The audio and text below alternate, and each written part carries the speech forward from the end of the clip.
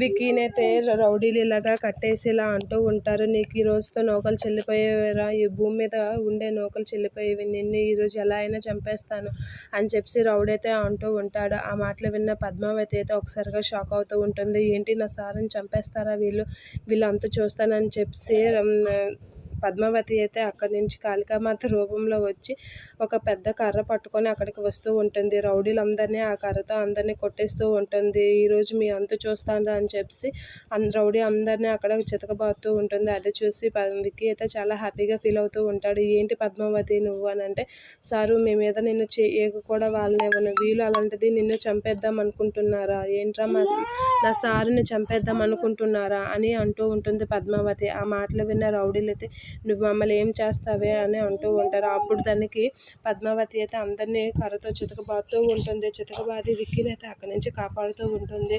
మీరు నన్ను ఏం మీరు మా సార్ని ఏం చేయాలనుకుంటున్నారు, చంపాలనుకుంటున్నారా, ఇప్పుడు చంపండిరా అని చెప్పేసి అయితే పద్మావతి వాళ్ళందరినీ బాదుతూ విక్కీని అయితే కాపాడుతూ ఉంటుంది. అది చూసి రౌడీలు అయితే దద్దరిల్లిపోతూ ఉంటారు. ఏంటి ఈ అమ్మాయి ఎంత తినగా ఉంది అని చెప్పి వాళ్ళు అయితే అక్కడి నుంచి పారిపోతూ ఉంటారు. అది చూసి విక్కీ అయితే చాలా హ్యాపీగా ఫీల్ అవుతూ ఉంటాడు.